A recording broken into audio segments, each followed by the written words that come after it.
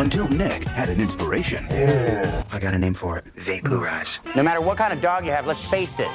One spray, problem solved. Nick is very rich. And open the roof. Movie की शुरुआत होती है जहां हम दो दोस्तों को देखते हैं जिनका नाम निक और टिम होता है और दोनों ही एक दूसरे के नेबर्स होते हैं। जहां टिम ऑफिस जाने के लिए अपने घर से निकलता है और निक को उसके घर से पिक करता है और दोनों फ्रेंड्स ऑफिस जाने के लिए निकलते हैं। जहां निक अपने नए बिजनेस की बात कर रहा होता है तभी निक टिम के पैंट पर टोमेटो केचप गिरा हुआ देखता है और उसे एक नया आइडिया आता है। वह टिम को कहता है क्यों ना हम टोमेटो सॉस से कपड़े को बचाने के लिए एक पैड बनाएं। जिसके बाद दोनों फैक्ट्री पहुंचते हैं और दोनों अपने अपने अलग अलग कैबिन में चले जाते हैं। जिसके बाद निक फिर से टिम के ऑफिस आता है जहां वह कंपनी के लॉसेस के बारे में बात करने लगता है, लेकिन टिम अभी उसकी एक भी बात सुनने के मूड में नहीं होता। इसलिए टिम उसे अपनी कुर्सी पर बैठा देता है और बड़े बड़े ख्वाब देखने कहता है और कहता है कि तुम इन सभी छोटी चीजों की परवाह अभी मत करो। ऑफिस खत्म होने के बाद दोनों दोस्त एक साथ अपने घर लौट रहे होते हैं। तभी निक सड़क पर एक कुत्ते और उसके मालिक को उसकी पोटी उठाते देखता है और वह एक आइडिया सोचता है क्यों ना हम पूप डिसअपियर करने की एक स्प्रे बनाएं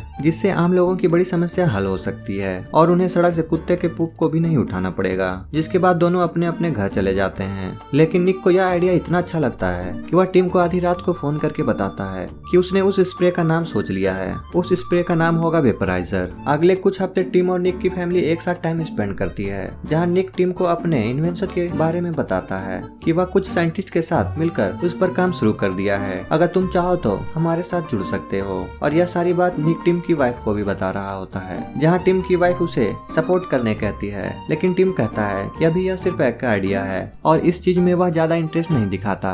जहां फिर से निक उसे पार्टनर बनने कहता है और इसमें इन्वेस्टमेंट 50% करने कहता है जो $2 लाख होते हैं। जहाँ टिम की वाइफ कहती है शायद उनके पास सेविंग को मिलाकर इतने पैसे होंगे। तभी टिम अपनी वाइफ को कहता है कि मैं इस बकवास आइडिया पर अपनी जिंदगी भर की कमाई नहीं लगा सकता।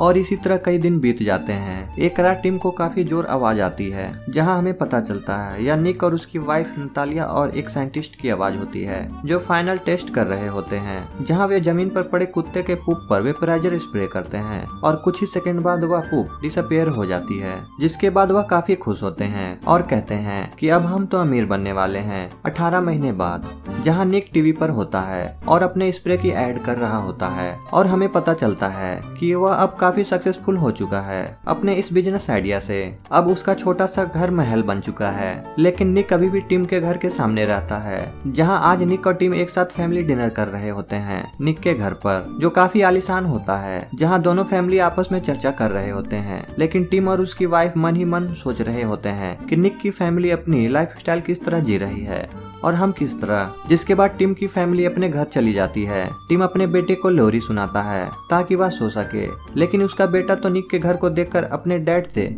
एक स्विमिंग पूल की डिमांड करता है। लेकिन टिम कहता है हमारे पास जो है उसी में खुश रहना चाहिए। और अगले दिन टिम अपने ब्रेकफास्ट पर होता है जहाँ टिम थोड़ा स्ट्रेस महसूस करता है। टिम के बच्चे निक के पाले हुए घोड़े के साथ खेलने चले जाते हैं जहां टिम कहता है निक का घोड़ा हमेशा मेरे बगीचे में गोबर करता है और वह निक की बनाई हुई स्प्रे को फेंक देता है। लेकिन उसकी वाइफ उस स्प्रे को ले आती है और कहती है यह काफी काम की चीज है। तभी निक वहां आ जाता है और उसे अपने साथ गोल्फ खेलने ले जाता है। दूसरी तरफ टिम की वाइफ अपने बच्चों को लेकर अपने पेरेंट्स के घर चली जाती है क्योंकि वह निक की फैमिली की लाइफ स्टाइल देखकर जल चुकी होती है। क्योंकि टिम के पास भी अमीर बनने का मौका था लेकिन उसने वह मौका गवा दिया। दूसरी तरफ टिम देखता है कि निक की फैमिली काफी ऐशो आराम में है। वहीं उसे अपने रेगुलर जॉब पर जाना पड़ता है। जिसके बाद वह अपने काम पर लग जाता है जहां उसका बॉस उसे काफी खरी खोटी सुनाता है क्योंकि लास्ट महीने कंपनी की परफॉर्मेंस काफी अच्छी नहीं गई थी। लेकिन टिम इसमें क्या कर सकता है, वह बॉस की गालियां खा लेता है। जिसके बाद वह सस्ती बार में जाता है और शराब पीता है क्योंकि अब तक उसकी फैमिली उसे छोड़ चुकी थी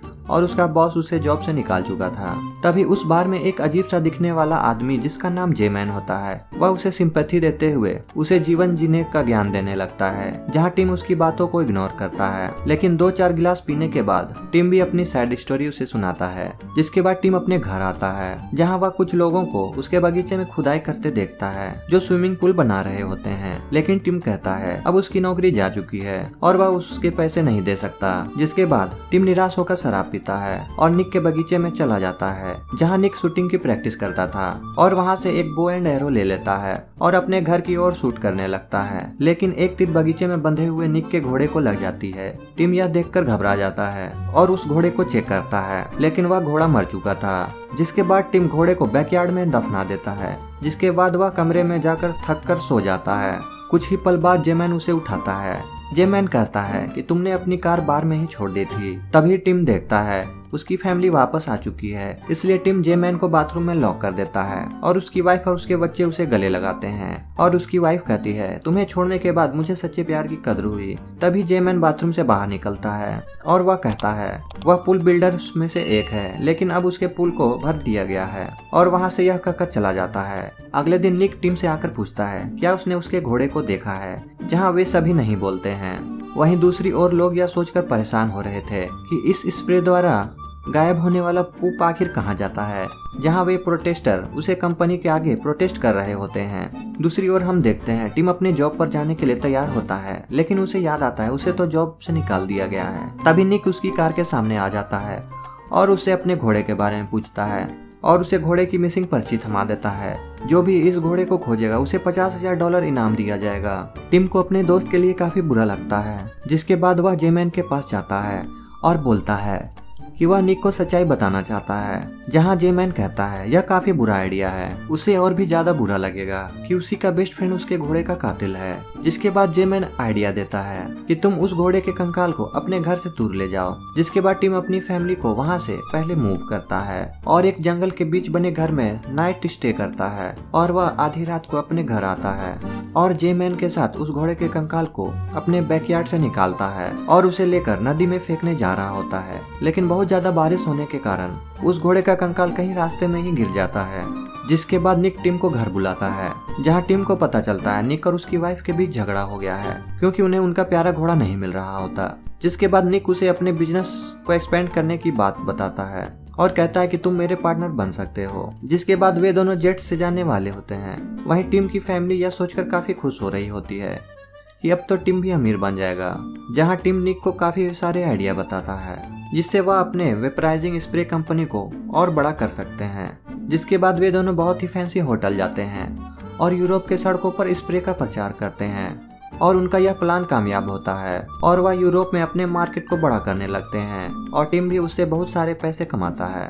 जहां उन दोनों की पॉपुलैरिटी जेमैन टीवी पर देख रहा होता है और उसे इस बात से काफी जलन होती है। वहीं इटली में निक और टिम हॉट टब का आनंद ले रहे होते हैं। तभी टिम को जेमैन का कॉल आता है और वह कहता है मुझे महसूस हो रहा है कि शायद तुम मुझे धोखा दे रहे हो। अगर तुम चाहते हो मैं अपना मुंह बंद रखूं, उस घोड़े के बारे में निक को ना बताऊं, तो तुम मुझे $50,000 दे दो।